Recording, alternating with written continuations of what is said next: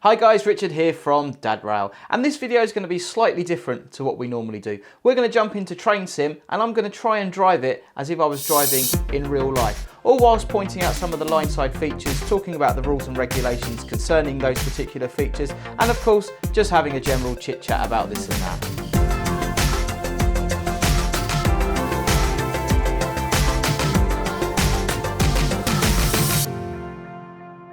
As with all my videos guys, all the opinions expressed within this video are solely my own and may not reflect those of companies I may be employed by or associated with. And if you do go on to like this video, please do hit that like button and also consider subscribing to DadRail.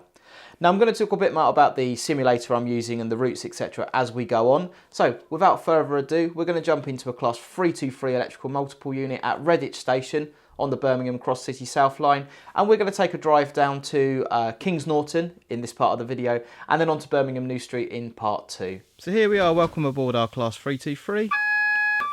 First thing we do is the AWS test there, and now scrolling through the lights, marker lights, day running, night running, day running being what we need in this case.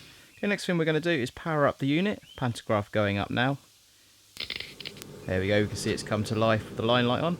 And we're going to do a quick brake test. So we're going to put the brakes into emergency, check the needle comes up to almost 4 bar, down to notch 3, down to notch 2, down to notch 1. Then we're going to release the brakes and back on very quickly, just checking everything's okay. There we go, you can hear the doors closing. DRA off, as there's no starting signal to worry about. 2 on the buzzer back to the conductor. And off we go.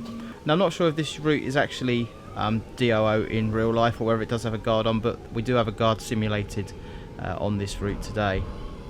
So 20 miles an hour leaving Redditch station. And we're going to get up to about 15 and we're going to do a running brake test. Just going into brake step 2, which is 50% braking, and we want to see the speed come down by about 10 miles an hour. Again, running brake tests are one of those things, it's quite company and traction dependent.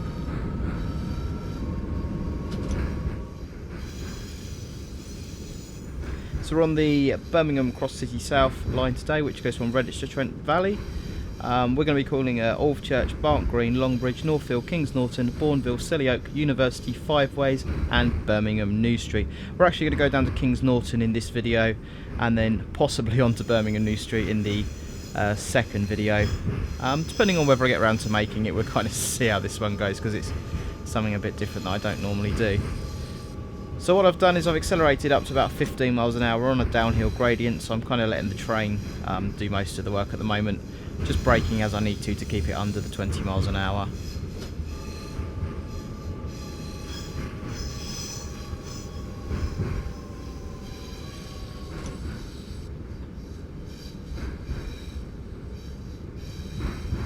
Now one of the things I can tell you is we are going to run late in this game. I'm not going to be checking the times and the timetables at all. We will definitely be late. And the reason for that is that when I drive these, I tend to drive how I would drive it in real life. So I'm responding to the signals, the speed limits, etc. rather than driving to the timetable.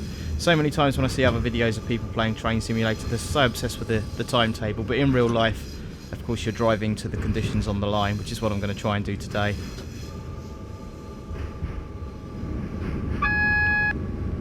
So we're going over an AWS caution. You've got the horn there which we've reset. You can see the speed limit's going up to 55 miles an hour. We've just got to wait, we're a 6-car unit, just got to wait till we're 6 cars clear. You can see the sign coming up on the left there, the blue sign with the cross in it. That is an AWS indicator, AWS acknowledge and disregard.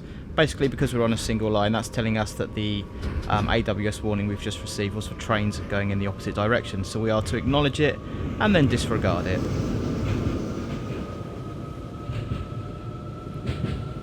So now we're accelerating up to 55 miles an hour. And now's probably a good time to talk about the simulator I'm using. I'm using a simulator called Open BVE. If you're not familiar with that, it is a freeware program, so you can go on the internet and download it. I will leave a link in the description below. And the particular route we're driving is the Birmingham Cross City South in the Class 323 multiple unit. If you're not sure what a Class 323 is, here's a nice picture of one. And a big thank you to Hassan Muller for providing me with that. It saves me a trip up to Birmingham to get some pictures for myself. So on a slight uphill gradient here, so I'm just keeping the power on, just keeping things moving along quite nicely. As you can see, I'm not sticking tight to the speed limits. We like to sort of be a little bit under all the speeds.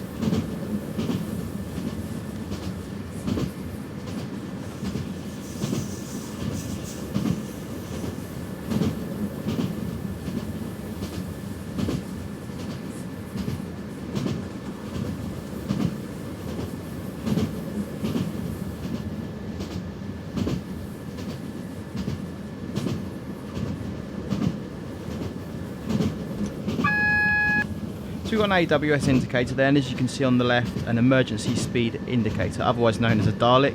We'll get another AWS indicator now, and then we get the emergency speed warning board, which in this case is for a 20-mile-an-hour speed restriction. Now there's actually a difference between emergency speeds and temporary speeds. Emergency speeds, you have the additional signage, you have the Dalek, which you saw there, which has normally got two flashing white lights on it, but unfortunately this game doesn't simulate animation, so you haven't got the flashing lights there. But generally speaking, an emergency speed restriction is something that is unplanned and is put in an emergency. A temporary speed restriction is planned. Train crew, we have a book called a WON, which is a weekly operating notice. Temporary speed restrictions will always be published in the WON. They're normally put in place after engineering works and the like, so they sort of know they're going to happen. Whereas an emergency speed restriction is something that's been put in at the last minute. It's not been published. However, it will be posted in the what's called a late notice case at the depot, which is a notice board with all the notices on it relevant to that particular day.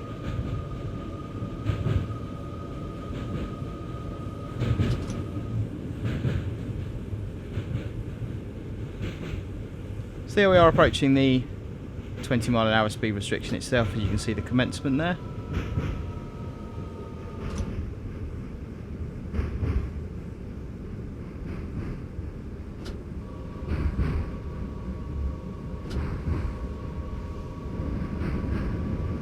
And the T-board indicating the end of the restriction. Again, we're a 6-car unit, we've got to make sure all 6 coaches are clear before we can accelerate. So we've just gone past a whistle board there. Whistle boards are low tone only. Most people think you sound both tones of the horn at a whistle board, but you do not. It's low tone only, and that is between the hours of 6 AM and midnight. You do not sound the whistle after midnight or before 6 AM unless there's a hazard on the track that you see. It used to be 7 till 11, but they've changed it now 6 till midnight recently.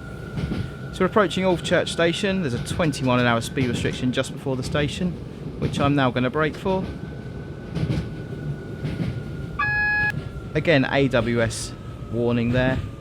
20-mile-an-hour speed, which we're a little bit over, but nothing too major. And if you look at the sign coming up here on your left, you'll see the yellow board with the black cross. It's the same as the blue one we saw earlier, but this one's for temporary speed restrictions, and it's AWS, acknowledge the indication given and disregard it, because it applies to trains travelling in the opposite direction. So here we are approaching Alvechurch station. We're a 6-car unit. We're going to be aimed to stop at the end of the platform, and we've got an offside door release. So I'm primarily using brake step 1 and 2 when we stop the train. We very rarely use brake step 3. We tend to keep that one in case we're coming in a little bit too fast. And once we come to a stand, brake step 3 and into neutral. Again, that's sort of company specific and depends on what the driver prefers to do. Some people will happily leave it in brake step 1 and forward when they stop, but me personally, brake step 3 and neutral.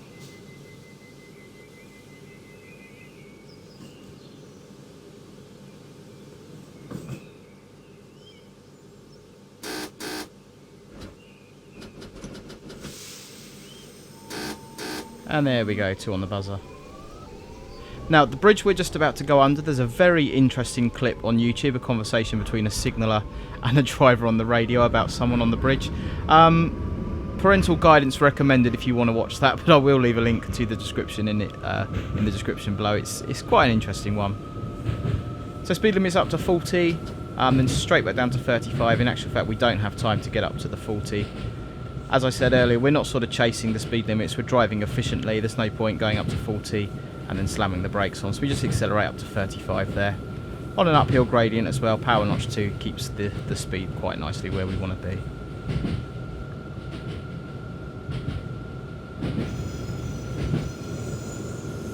Now, as you can see from looking around you, the time of year this is simulating is a nice autumn morning, so we could get low adhesion, leaves on the line and that sort of thing. Leaves on the line, I can promise you as a train driver, are a very, very genuine problem. You've got the driver safety device DSD alarm going off there, which is acknowledged that with the foot pedal.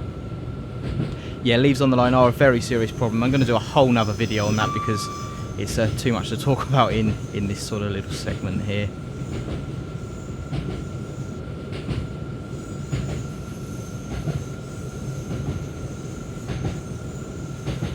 So we're going under the M42 motorway now. We've had a green signal.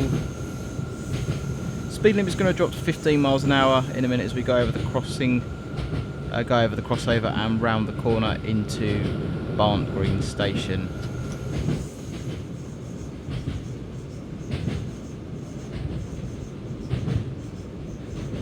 So like I said earlier, we're on an uphill gradient. I'm using the gradients as I drive the train.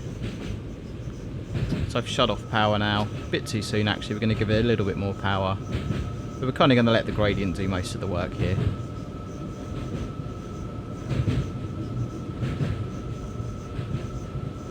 So Open BVE, the simulator that I'm playing, is quite dated now. I used to play this when I was a child, long before I was a train driver. And I've played Train Simulator 2018 and a few of the other simulators out there. And some of the add-ons people have recommended to me, the Armstrong Powerhouse add-ons and some of the other ones. And they are absolutely brilliant. The sounds are brilliant, the graphics are brilliant, the systems on the train are absolutely brilliant. But for me personally, there's something about Open BVE, something about the actual driving experience in it, which none of the other simulators have got quite right. I couldn't tell you exactly what it was, if I'm being perfectly honest, but as a train driver, to me, Open BVE does give the most realistic driving experience. So now the last signal was 1 yellow, so we're expecting a red at the end of a platform. And it's 15 miles an hour as we go around this very tight corner here.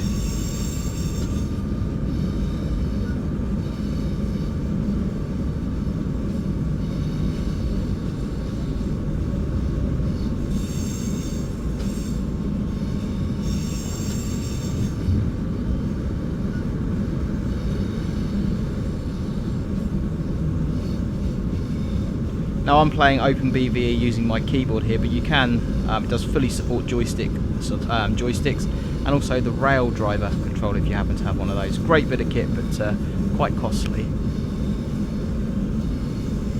So now we're heading for a red. AWS firing off there, and the priority is the signal, not the stopping point on the platform.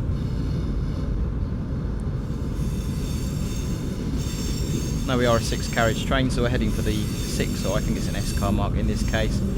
But like I said, we're stopping for the signal rather than the station. That's why we're coming in slower than we normally would be, although it is only a 15 mile an hour speed limit.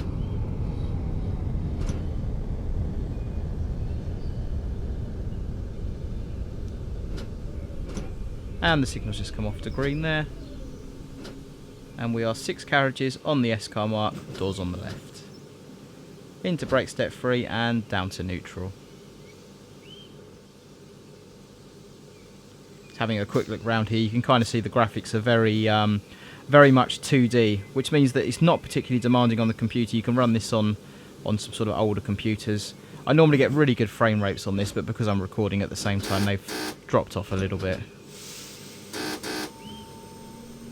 So we go 2 on the buzzer from the conductor, we've got a green signal, but we're still in the 15 mile an hour restriction till we join the main line.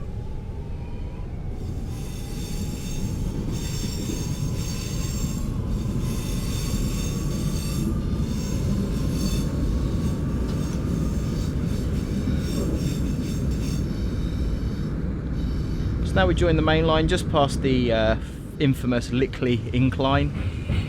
On the, I believe this is the Gloucester to Birmingham line. Line speed going up to 90 as you can see there. But we've got to get 6 coaches across the junction before we can accelerate.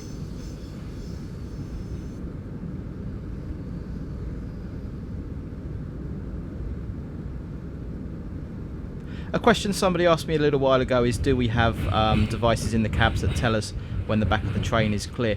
Most trains do not. However, some locomotives, I know the Class 66 for example does, do have counters in there where you can dial in the train length. You hit the device as you go past a set point and it will tell you when the back of the train is clear. But for the majority of the time it comes down to driver discretion. So now we are clear for 90 miles an hour. Next station, Longbridge.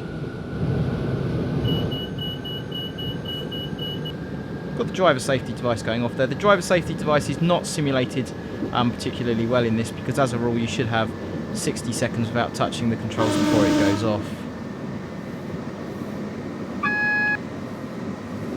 So there we go, 2 yellows on the signal. Now, having gone past the 2 yellows, I have shut off, and this is where it comes down to driving to the conditions rather than the timetable. If we were driving to the timetable now, we'd need to keep wide open to maintain time, but in reality it's a winter's day, it's quite slippery, so an autumn's day, quite slippery. There's no way I'm going to be going past 2 yellows wide open.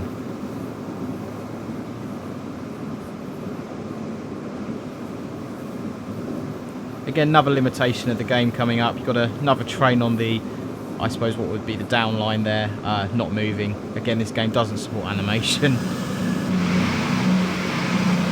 But as I keep saying, the driving experience, in my opinion, is one of the best out there, certainly.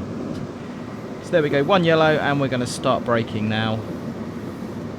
Next signal is red. So again, we try to do all of the braking in brake step 1 and brake step 2. Brake step 3 should really be kept as a reserve. If you aim to brake in 1 and 2, then you've got 3 if you need it. If you're aiming brake step 3 all the time, then you've got nothing in reserve. So it's good practice, brake step 1, brake step 2. And of course it's more comfortable for the passengers.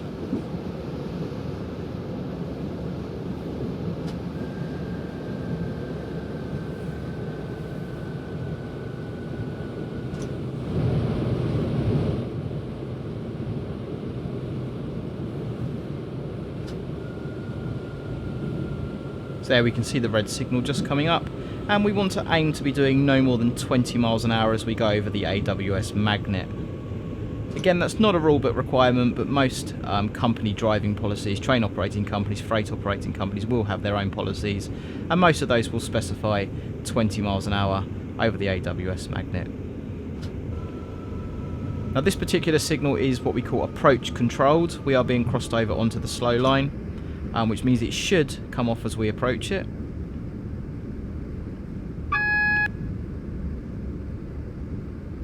There we go, signal's cleared to green. And you can see we've got the position 1 junction indicator there. Position 1, 2 and 3 to the left, 4, 5 and 6 to the right. Now, as I was saying with approach controlled signals there, it's very important not to assume that a signal is going to come off. Just because a signal is approach controlled, there's absolutely no guarantee that it will change to green. If you're expecting it to change to green and it doesn't, you could be in quite a lot of trouble. So if we're approaching a red signal, we treat it as red, we don't assume it's going to change. It could have changed 1,000 times before every single time you've approached it, but you always assume it's not going to. So 25 miles an hour across the junction as we come into Longbridge. Of course, former site of the Rover MG plant. Differential speed limit there, 20 over 40. 40 to applying to passenger trains, 20 to freight trains. There is a bit more to that. You could go into the class of train that it applies to, bogeyed stock, non-bogeyed stock, but we'll keep it simple. We'll say 40 for passengers, 20 for non-passengers. Again, using brake step 1 and 2 here, looking for this 6 car mark at the end of the platform.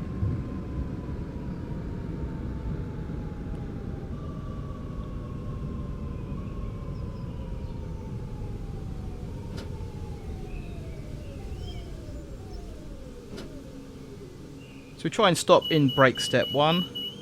Dodgy DSD going off there. We'll assume that we've taken our foot off the pedal, that's why it's going off.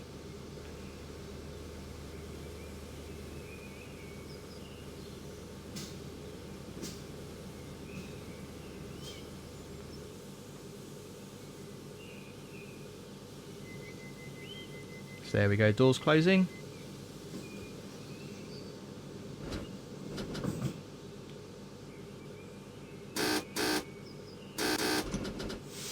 And we repeat the buzzer back to the guard.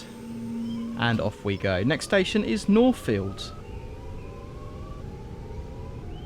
Now, one of the things I really enjoy about Open BVE is you have to learn your routes. You've got to have good route knowledge in order to drive the route. There's no driving aids as such. You've got the timetable that I showed you earlier, but there's no indication as to what the speed limit is, where the next station is. You've got to sort of treat it as if you're a real driver and actually learn the routes and know where you're going.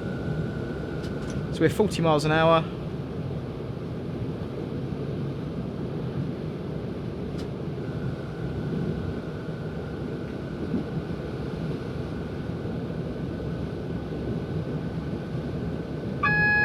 And we've got the AWS going off there. 2.7 seconds to cancel the AWS. If you don't cancel it within 2.7 seconds, the emergency brakes will come on. That's 2 yellows we're going past there.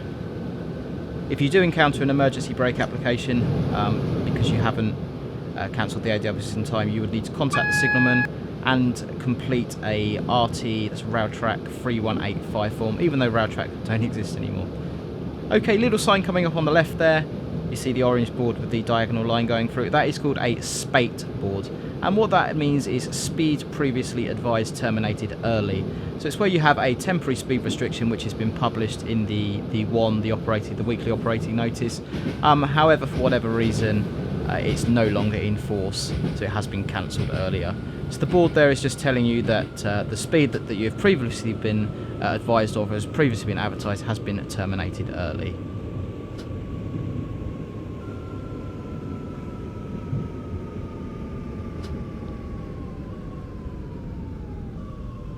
So brake step 3 there, a bit heavy. I was expecting the 6 to be on the end of the platform. My route knowledge really showing there. So the reason we have the spate board there, rather than just not having any boards at all, is because the speed has been published. There does need to be some signage. As a driver, you're going to be looking for that speed because you know it's there. If there's no signs at all, you're going to be getting quite worried as to where that's gone, and that's something you would need to report. So they put the spate board there just to say that it's terminated early. You don't need to report it, nothing to worry about. So last signal was 2 yellows. Our next signal should be, or could be, 1 yellow. So we need to bear that in mind as we depart.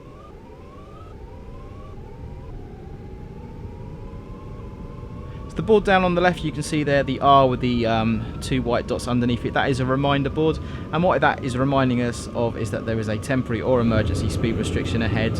And you'll normally see these boards where there's a speed restriction more than 300 metres from the station platform. In this case, we know that it has been spated, it has been terminated early, so we don't need to worry about it. There we go, 1 yellow. So the next signal, as far as we're concerned, is red.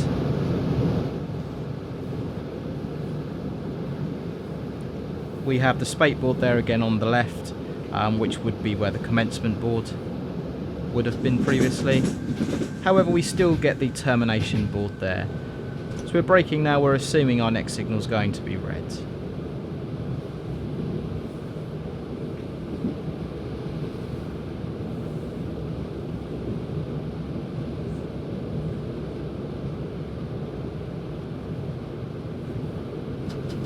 And we can see up ahead the signal's green, so we're good to go.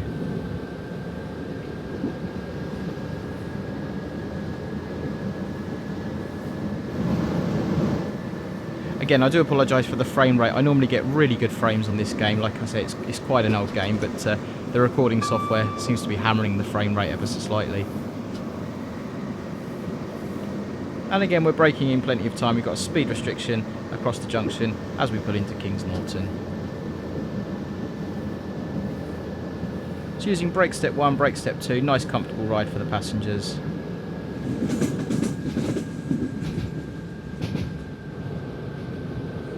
.40 miles an hour. You can see the TPWS loops just before the speed restriction there. If we were to approach that too quickly, we would have a TPWS activation, which would stop the train. As a driver, that's something you definitely don't want to happen. That would be an incident that would be recorded on your permanent record. And too many of those, you're going to be out of a job, I'm afraid to say. So something you definitely don't want to happen.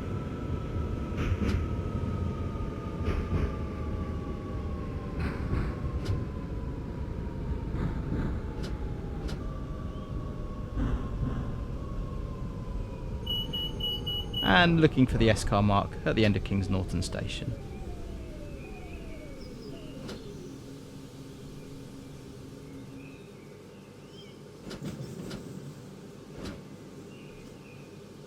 So there we go guys, that's half the route covered from Redditch down to King's Norton, and part 2 of this video we're going to go on to Birmingham New Street. If you have enjoyed this video then please do hit that like button and also consider subscribing to DadRail. As always, if you've any comments or questions, use the space below or you can contact me on my social media channels. I tell you what guys, why not click right here, down in this corner here, to subscribe to DadRail right now. Or you can click here, or you can click here, to choose one of the other videos that those clever people at YouTube think you'll enjoy.